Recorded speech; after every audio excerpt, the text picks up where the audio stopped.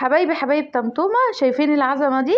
بصدر فرخة نص كيلو بانيه ويمكن اقل. عملنا ايه؟ اكلة عظمة هتشرفك. عايزة تعرفي الطريقة؟ يلا خشي على الفيديو. عاملين ايه؟ يا رب تكونوا بخير واهلا بيكم في قناتي، قناه ماما طمطومه.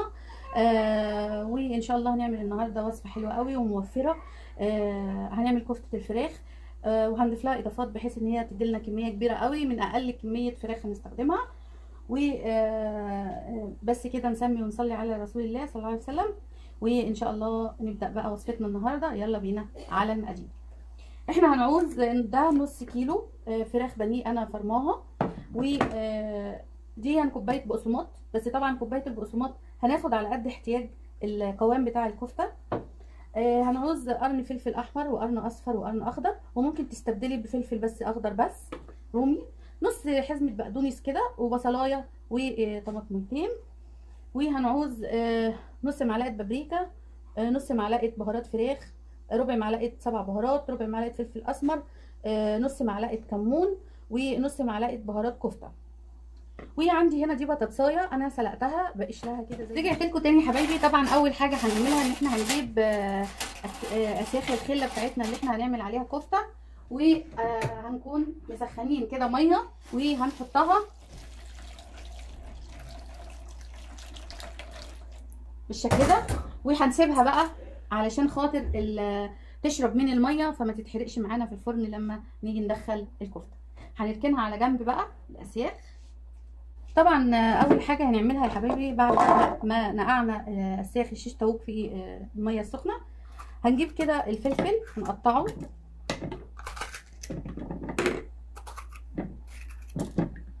وهنقطع البصلايه وكمان الطماطميتين،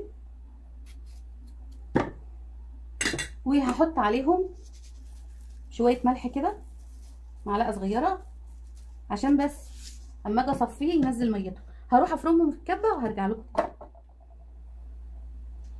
طبعا حبايبي بعد ما فرمت كده البصل والفلفل والطماطم في الكبه، هبتدي بقى ايه، طبعا انا حاطه عليها ملح، هبتدي ان انا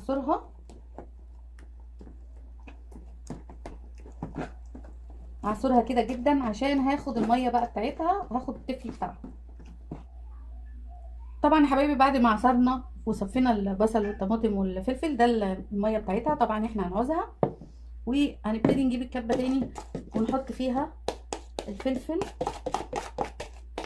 والطماطم بتاعتنا وايه والبصل. هنحط عليها الفراخ بالشكل ده.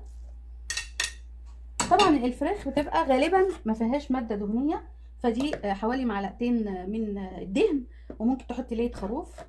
هنحطهم على الفراخ بالشكل ده، وهنحط معاها البقدونس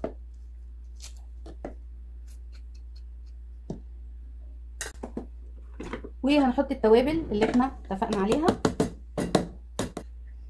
طبعا حبايبي دي كمان البطاطسايه اللي انا قلت لكم عليها، بدل اما ابشرها هضربها وهي الفراخ في الكبه اهي.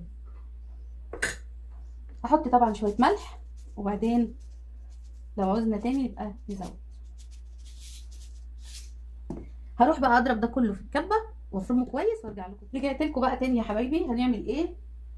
هنزود حوالي معلقه دقيق، وهنزود نص معلقه كده بيكنج باودر،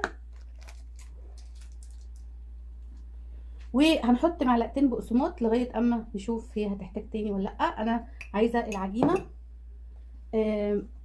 بتاعه الكفته ما تلزقش في ايدي، فلو عوزت تاني بقسماط هحط.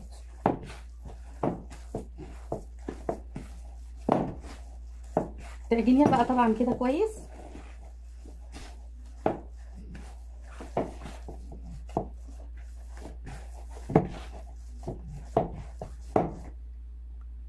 نحط كمان معلقتين،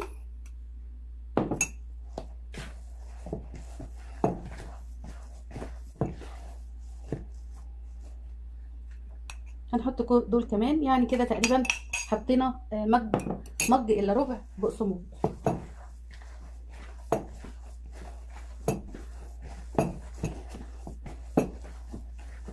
طبعا تعجنيها كويس عشان ايه تتجانس كويس مع بعضها.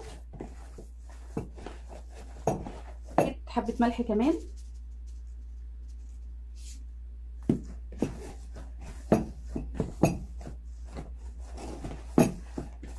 هنا نشوف بقى، بصوا بصوا عجينه ما بتلزقش في الايد ولا اي حاجه اهي كده بقت تمام.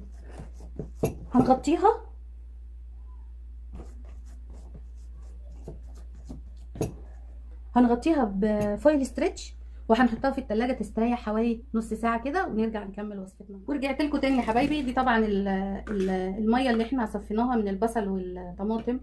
هناخد بس هنا كده حبة اهو، هنخليهم على جنب وهقول لكم هنعمل بيهم ايه. ودي هنزود عليها ملح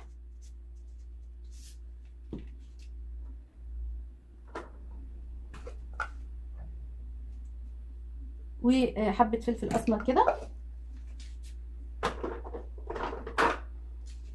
اهي، علشان دي اللي احنا هنصبع بيها الكفتة بتاعتنا. بس يا ريت بقى كده قبل ما نصبع نصلي على سيدنا محمد صلى الله عليه وسلم.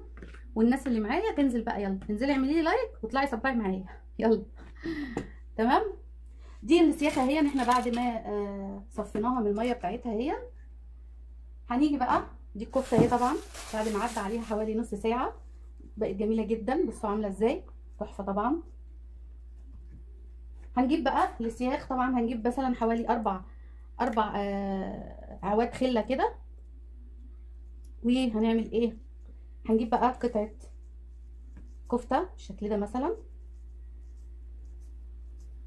نبتدي اهي هنبل ايدينا بقى من الميه دي، نبتدي ان احنا نصبعها بقى على السيخ كده بالشكل ده. اهم حاجه احنا هنقفل بالصباعين دول كده كده كده، نقفل عليها من تحت ومن فوق، الصباعين بس دول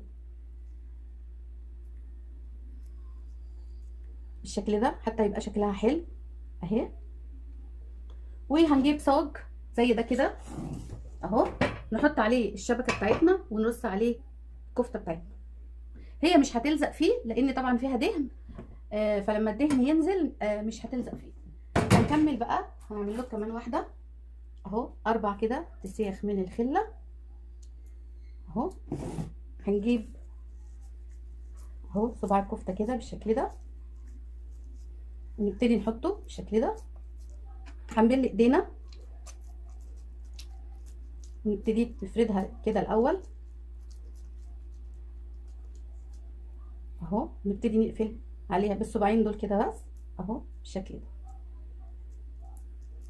اهو. طبعا شكلها جميل جدا.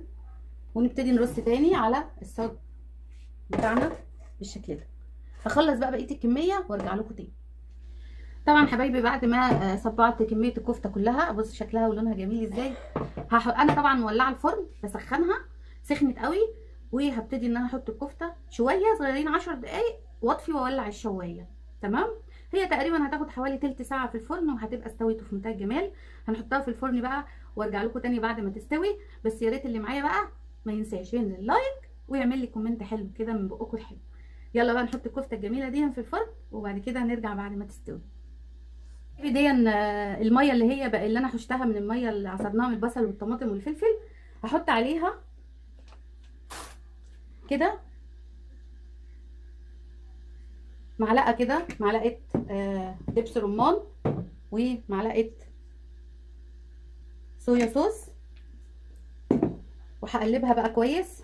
ليه بقى دي عشان انا هطلع الكفته كده كل شويه اسقيها بالفرشه من التتبيله دي.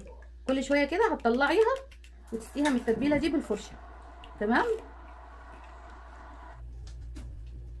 كده. فات حوالي 10 دقايق يا حبايبي من تحت. طبعا اهي بصوا ادي الصوص اللي انا قلت لكم عليه اهو، هندهن بيه الكفته بتاعتنا اهي. وهبتدي بقى احطها تاني وافتح عليها بس الشوايه لغايه اما تستوي وارجع لكم تاني. ورجعت لكم تاني يا حبايبي بعد ما طبعا الكفته خلصت في الفرن. بصوا جمالها ولونها، سخنه بس ولونها بصوا يعني الصباع بصباعه عامله ازاي. بصوا يعني بسم الله ما شاء الله. بصوا حلاوتها وجمالها. مش عامله ازاي من جوه، تحفه. بصوا عامله ازاي، بسم الله. بصوا بصوا بصوا الطراوه اللي هي فيها. بصوا جميله جدا جدا جدا. وبنص كيلو بانيه عملنا كميه كفته بسم الله ما شاء الله، جميله جدا جدا جدا.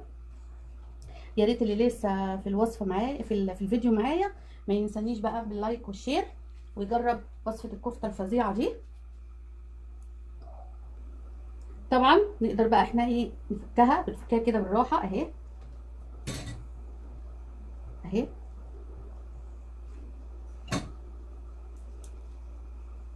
اهي بالشكل ده.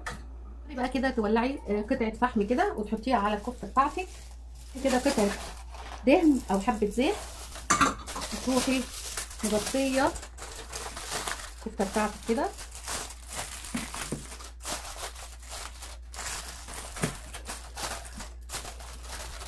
اهو، عشان تاخد طعم الدخان بتاع الكباب. ولما الدخان ده يروح كله خلاص كده هتبقى تمام عندنا الكفته بتاعتنا. ودي حبايبي كانت وصفتي لكم النهارده بنص كيلو بانيه، اقل من نص كيلو كمان.